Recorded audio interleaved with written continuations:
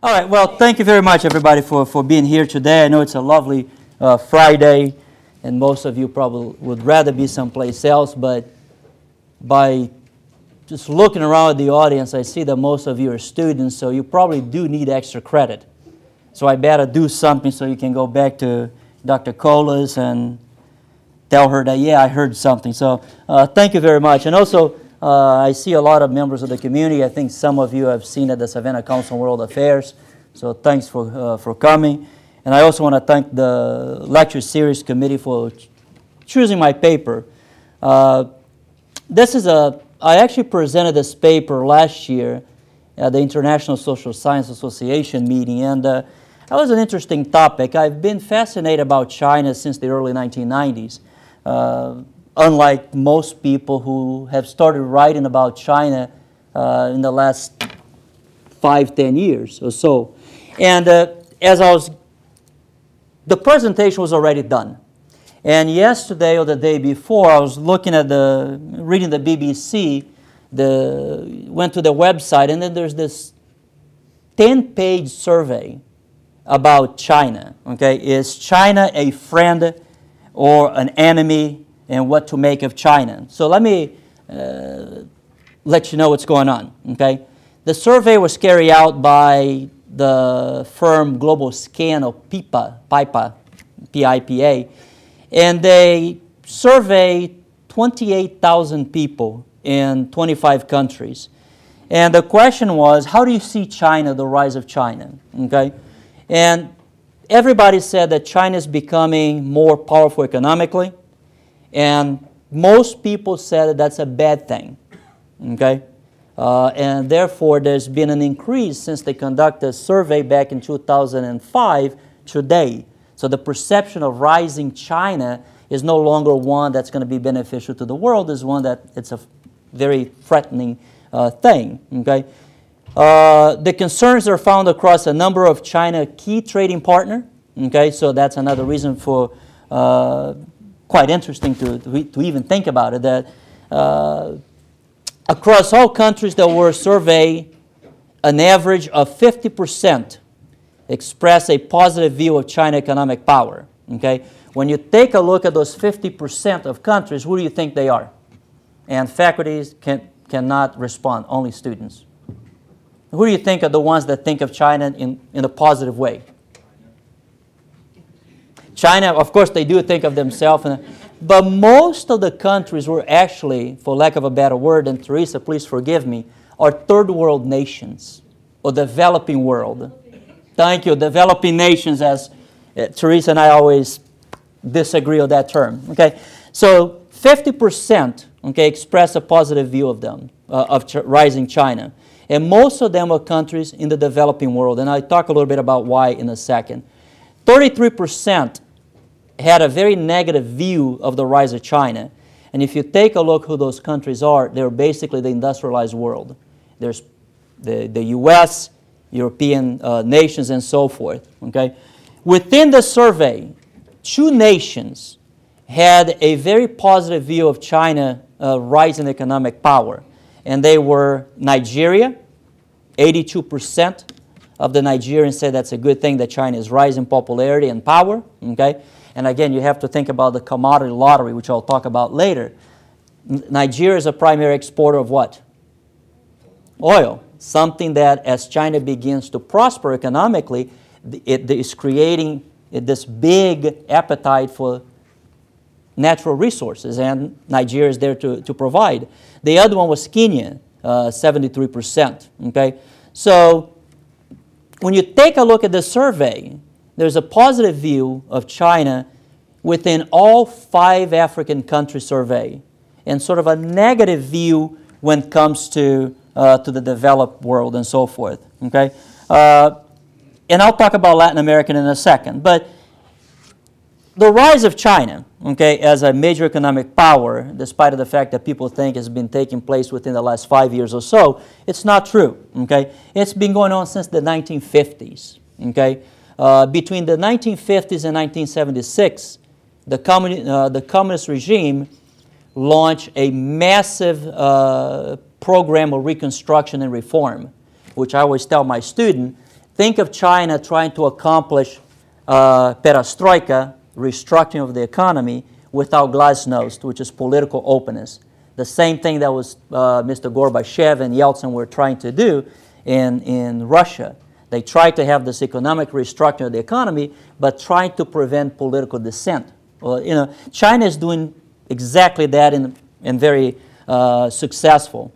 This reconstruction was based on the Soviet model, with the exception of glasnost, or political openness. Land was expropriated. Farming became collectivized. I didn't know that was a verb. Industries were reorganized, and most of them were under state-owned they call communal enterprise. And the emphasis, most sort of countries, developing countries, have a tendency to focus primarily on their agricultural export and their monocrop or monoeconomy. China did the opposite.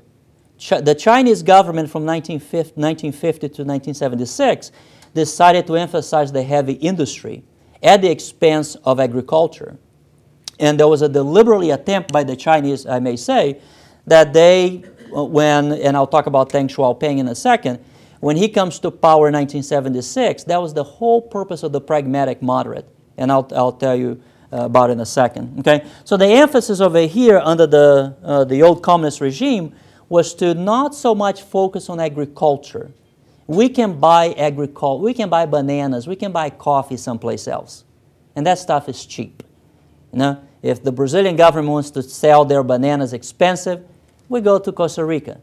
If they want to raise the price of coffee, we can go to Kenya, we can go to Ethiopia. So there are options, okay? But what can we Chinese do to raise the standards of the population and become an economic superpower? So the communists decide to focus on this heavy industry. Okay, there were also some dramatic changes in terms of the social changes. Education became a priority. Okay, more and more students were allowed to go abroad. Not the entire family, of course. It was always you go and your family stay behind. So there's some guarantee that you're going to come back.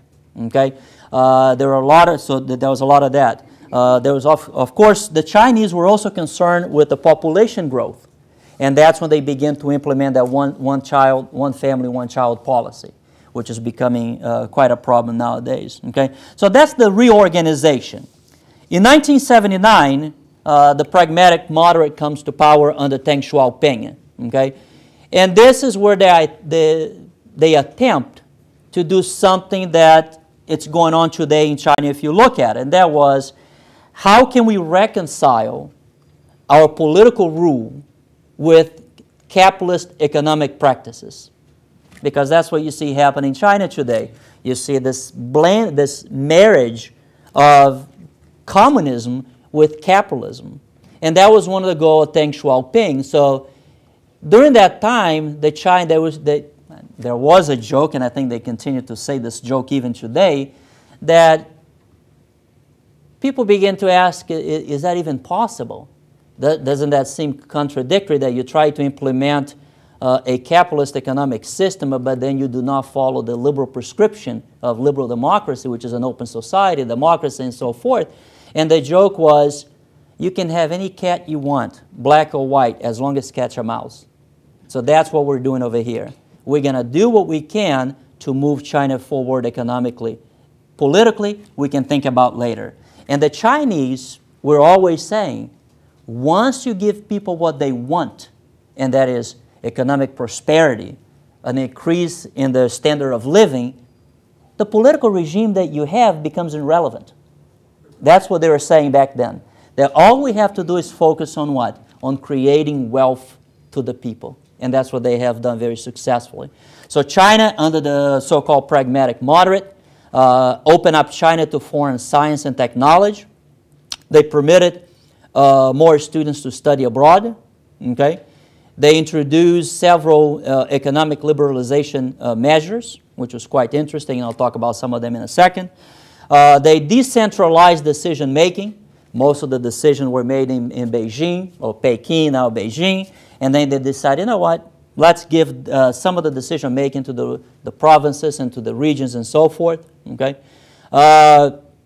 they shift responsibility as well within the agricultural system. It was no longer the state dictating how much is going to be produced, what's going to be produced. Let the people decide it. Okay, and they also created several called SEZs, or Special Economic Zones, open cities, and open coastal areas. And I'll mention them in a little bit, what they are. Okay, so here we have, okay, the Chinese essentially creating a socialist market economy. And when you say a socialist market economy, for those of you that are political science major or economic major, you go like, that doesn't make sense. How can you create a socialist market economy if a market economy means an open economy, free market, and so forth? Well, the Chinese response to you is, okay, that's it. You know, there is no response. And they believe that what they're doing is essentially, you know, good. What they're doing is okay. So the contradiction, when you think about the terms, doesn't mean much to the Chinese, to make a long story short. Okay, the special economic zones. So let me mention a couple of things about them. Okay, 5 of them were established. And the idea behind the special economic zone is that they create investment incentives within the country. Very low taxes. Import-export regulations are almost non-existent. Okay, and land lease has been simplified. Okay, and then of course you already know in the communist regime, there's no property, private property. Everything is property of the state. So the state doesn't, you cannot lease, you know, if you're an individual. But here's the Chinese leasing land to foreign investor, and they have done so successfully. Okay, the open cities, there are 14 of them. Okay, they focus on national investment, primarily in Shanghai. There are several open coastal areas. Okay, concentrated along the Pacific coast, deltas, and peninsula, so very easily inaccessible to the rest of the world and so forth. So that's what, in a nutshell, okay, what the pragmatic moderates have done, okay, and to improve China. Now, let me go back to the reason of this talk, and that is the Chinese in Latin America. But I want you to give a little bit of the background so you can see that the rise of China in Latin America didn't happen overnight. And it's not something that the Chinese woke up one morning and say, we're going to go there. No, this practice has been in place for a very, very long time, and now it's becoming more intensive given the fact that China is creating an even greater appetite for natural resources in order to be competitive and so forth. And I always tell people, my students, there are several of them over here, I've been going to Chile for the past 9 years doing study abroad. And the first time that I went to Chile, one of the visits was to go to see a mining company. As probably some of you already know, Chile is one of the primary exporters of copper in the world. So I took the students over there to see the fields and everything else, and the Chileans were so proud of themselves that, look, Jose da Cruz Mining Company. I wish it was, but it was. And I'm like, yes, a Chilean company. I went back, still Chilean company. Now if you go back, guess what? It's Jose da Cruz / China joint venture. You know, you see more and more of that. You know, and again, this has been a common practice of the Chinese in Latin America. And again, I'll talk a little bit about why Latin Americans see this as a positive thing. Okay, so back to the Chinese in Latin America. When China arrived in Latin America, most countries see this as China's expanding its diplomatic and economic ties, okay, with the region. So they don't see as a threat, okay? As a matter of fact, you know, many people are concerned about it because Latin America since 1823, with the Monroe Doctrine, has been the background of the United States. You know, Latin America is our backyard. We do and anything we wanted. We can replace dictators with another one or democratic with a dictator, and all you have to do is be quiet and accept it. That has been the tradition. So when a new player arrived, China, most Latin Americans were very acceptable of the fact that here is a rising power. Okay? And since 1979, if you listen to the Chinese rhetoric or the Chinese political discourse, you realize that the Chinese do not see themselves as a threat to the United States, nor do they see themselves as a hegemonic superpower. They are a friend of the third world, or developing world, Teresa. Okay? So that's the idea, that's the message that the Chinese has always been expressing to the region. So nobody saw that as a big threat. Okay? The Chinese strategic agenda in Latin America is driven primarily by economic interest.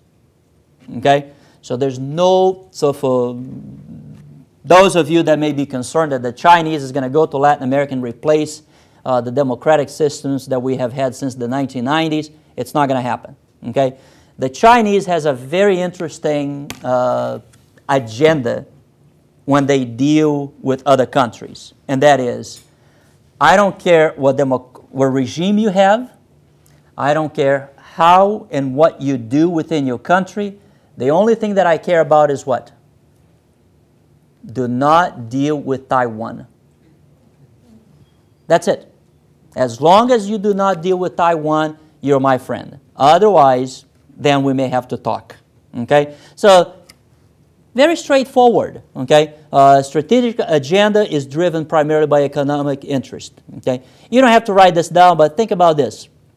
Between 1990 and 2004, China doubled its participation in the world economy.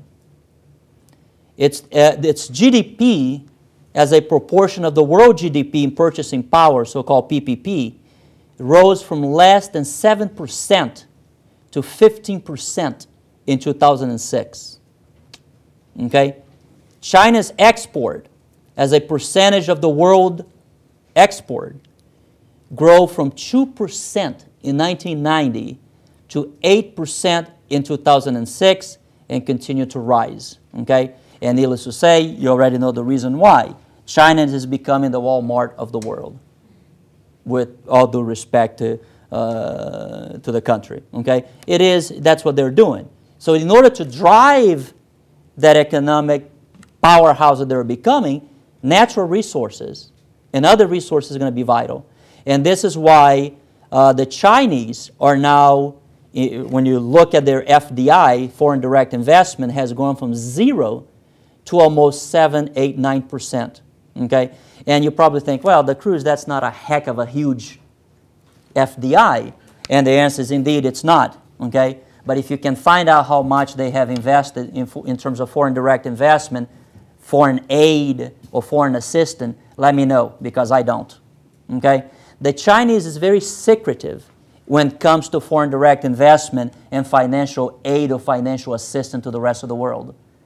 If you go to the Chinese exporting bank or even to the Chinese bank, the numbers, you look at it and you go, what the heck does this mean?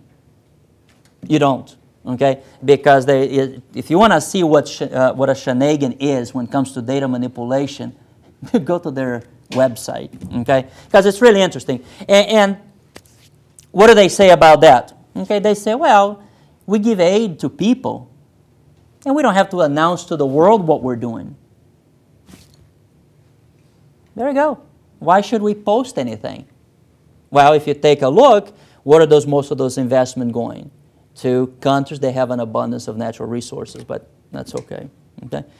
In Latin America, okay, so that's China rise. Okay? When it comes to Latin America, China offers several attractive opportunity to Latin American nations. Okay? Economically, most countries in Latin America can benefit from trade diversification, foreign investment, low-cost imports, and growth in sectors that are complementary to the Chinese economy when it comes to trade. Okay? Diplomatically, Latin America stands to gain a higher profile within the international system by cooperating with China in the so-called South-South cooperation agenda. Okay?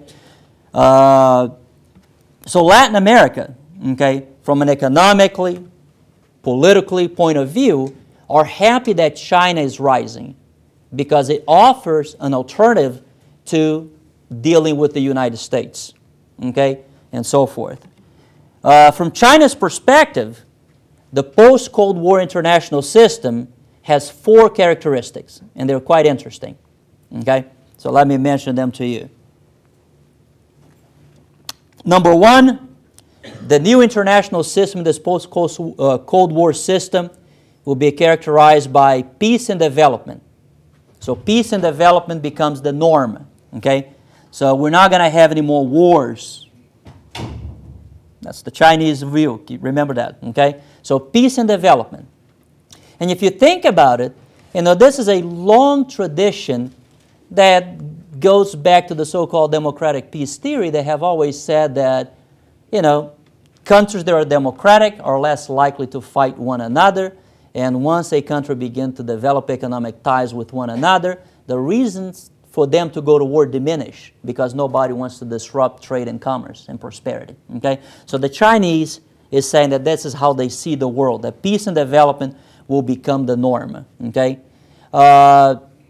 They believe that the bipolar world that was characterized by the Cold War, the Russians against the U.S., is being replaced by a multipolar world.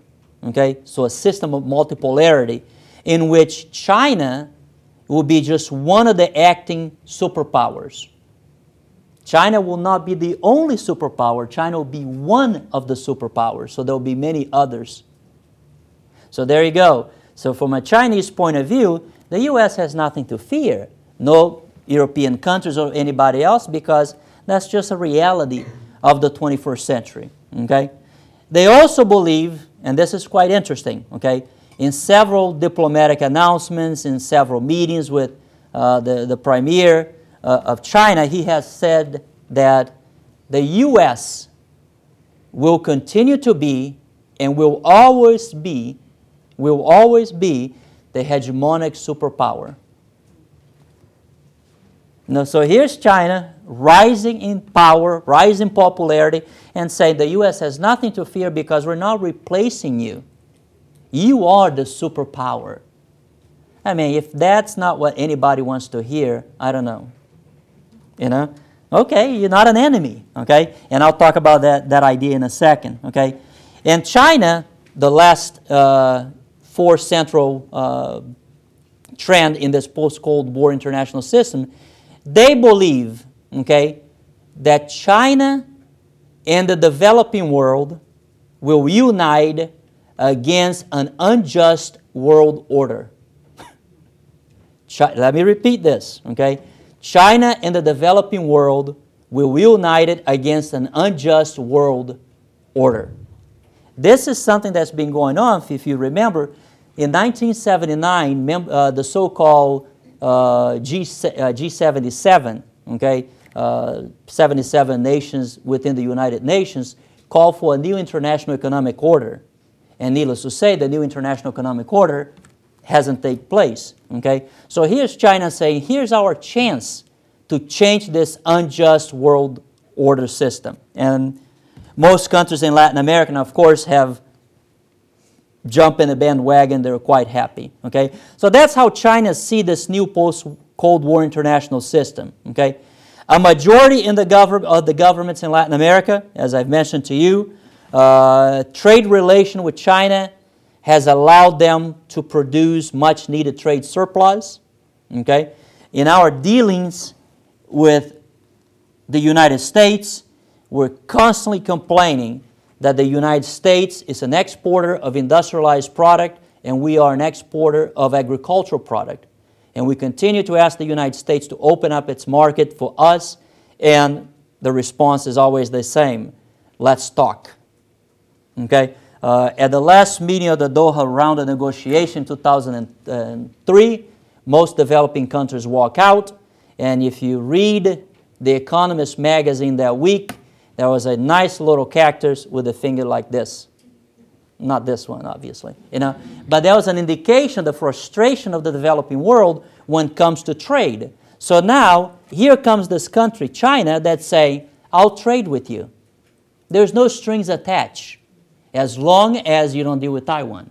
So I don't think that's a big strings to be attached to anything. Just say, okay, I won't, you know, and you benefit from. So, so most countries in Latin America are quite happy. China's largest trading partner are Cuba, Jamaica, the Bahamas, and Trinidad and Tobago, okay, which is one of the most major oil exporting within the region, okay. And China export machinery, electronics, textile, industrial products, pharmaceutical. And China's imports are primarily raw material. Surprise, surprise, okay? Especially from the Caribbean, okay? And that's interesting, okay? So who are the losers and the winners, okay, in this commodity lottery? I think you can pretty much guess, okay? As China's appetite for commodity and energy continues to grow, most countries there are a primary commodity export will benefit from, okay? And just to give an example, Chile, export, copper, lumber, the Chinese need that stuff. So it is a rising superstar. Peru, heavily concentrated on mining, petroleum products. The Chinese are heavily invested. If you take a look at the handout that I gave it to you, I don't think I have anymore, but if you take a look, those are the two primary countries that have benefited from Chinese foreign direct investment. And needless to say, those two countries are heavily exported of petroleum product, copper, and mining. Okay, Argentina export are primarily crude oil, petroleum products, and natural gas. Brazil, petroleum products, crude oil, and there are other things as well, but like poultry, soybeans, and so forth. But all those countries that I've mentioned to you, Argentina, Brazil, Peru, and Chile, are heavily involved with China. Okay? And when you take a look at their trade agreements, most of them involve petroleum products. Okay? Most of them involve essentially those raw material commodities that most developing countries are involved. Okay? So to make a long story short, okay, when you take a look at the relationship between China and Latin America, okay, natural resources export have benefited from China demand for raw material. Okay? So natural resource exporters have benefited from Chinese demand for raw material. Exporter of labor-intensive manufacturing products have not. Okay? So if you think about a country like Mexico, not so much trade between those two countries. Why is that? Because if you remember, Mexico was sort of I shouldn't say a rival, but was one of those countries where, with the maquiladoras moving from the United States to Mexico, was a source of cheap labor. So that was sort of an economic enemy of the Chinese. Okay? But now with the special economic zones, now with the special, the open cities and so forth, China is attracting most of those jobs. Okay? So for a while, those countries that had a massive unskilled labor force and were dependent on the U.S. for market, such as Mexico and some countries in Central America, were for a while losers in this trade relation with China. Okay, so now when you look at it, basically, if you are a commodity exporting country, you are a friend of the Chinese. If you are a labor-intensive manufacturing country, then you're not so much because you're in direct competition. Okay, last thing that I should mention is, I mentioned to you that China is rising power, and why are we not afraid of it? It's called Hengpingjueqi, Hepingjueqi, and stands for peaceful or harmonious rise. Okay, the Chinese, if you go to their Minister of Foreign Affairs website, or if you take a look at some of the diplomatic pronouncements, they always talk about this Hengpingjueqi, which is this harmonious rise. Okay? The Chinese see the rise to power not as a threat to anybody else. They're not trying to replace anybody in the world system. It's just the nature of the new international system. That's going to be a system of multipolarity, and whether you like it or not, you're going to have to accommodate China. That's how they see it. They're not here to replace the United States. They're not here to take over the world. Okay? That's the whole idea of the harmonious rise. Okay? What they're offering to the world is what we call the Beijing Consensus, as an alternative to the Washington Consensus. The Washington Consensus came about in the 1980s when countries in Latin America were undergoing really a hard economic time, and the World Bank, the IMF, and the Treasury Department, the so-called, and that's why it's called the Washington Consensus, because those three institutions got together and said, if you want any loan from us, you're going to have to do A, B, C, or D. And that became the Washington Consensus. You're going to have to open up your market. You're going to have to cut expenditure. You're going to have to create a central bank. Countries in Latin America did, thinking that prosperity would come about. And you see what happened. Most countries are still facing some hard economic hardship and so forth. The Chinese are saying, deal with us. And here's what we're going to ask you to do. Absolutely nothing. That's the Beijing Consensus. Okay? Just trade with us. We need your commodity, and we can invest in your country. I don't care if you open your economy, you close your economy. I don't care if you have an elected official, democratic or a dictator. Do not recognize Taiwan, please. That's it. Other than that, give me a hug and let's trade. Now, if you are a Latin American country and you have an option between the United States and China, who are you going to deal with? China, right? Imagine, there's no sort of strings attached. There's no demands. The only demand is don't deal with one country because they're bad for you. Okay, and that's it. Okay, so they're extremely happy. Okay, what happens if the Chinese gives you a huge loan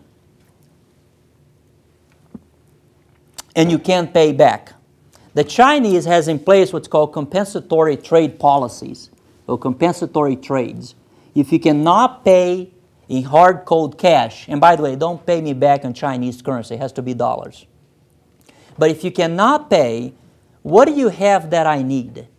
And that's the so-called compensatory trade policies that they have in place.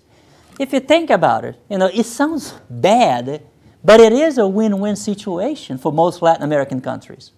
And some people have said, well, the Cruz, all you're doing is replacing one dependency with another. Yes, it's true. You're heavily dependent on the United States. Now you're replacing the United States with China. But at least the conditionalities, the strings attached, are a lot easier to swallow than the ones that we had from the United States. Okay? So that's my presentation. I have a list of reading that I was going to show it to you, but unfortunately I don't. But if you want to do a little bit more reading on this topic, there's several books out there, and I can share this with you if you need a copy or send it to you. But one is called Capitalism with Chinese Characteristics, Entrepreneurship in the State, published in 2008 by an individual that teaches at MIT.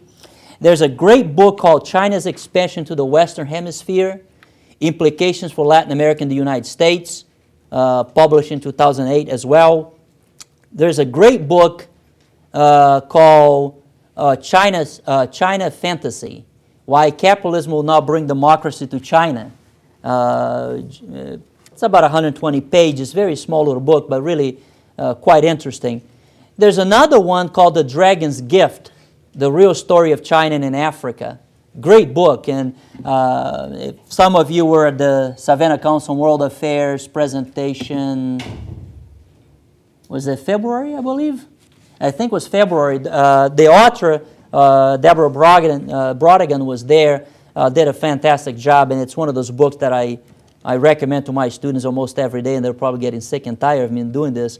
And the last one that I highly recommended, it's called The Elephant and the Dragon, the rise of India and China, and what it means for all of us.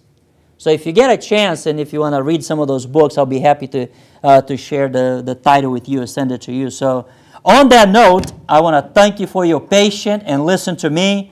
If you have any questions, I'll be happy to entertain them. If you just want to go, I guess. Is that it? You can as well. So thank you so much for listening. So.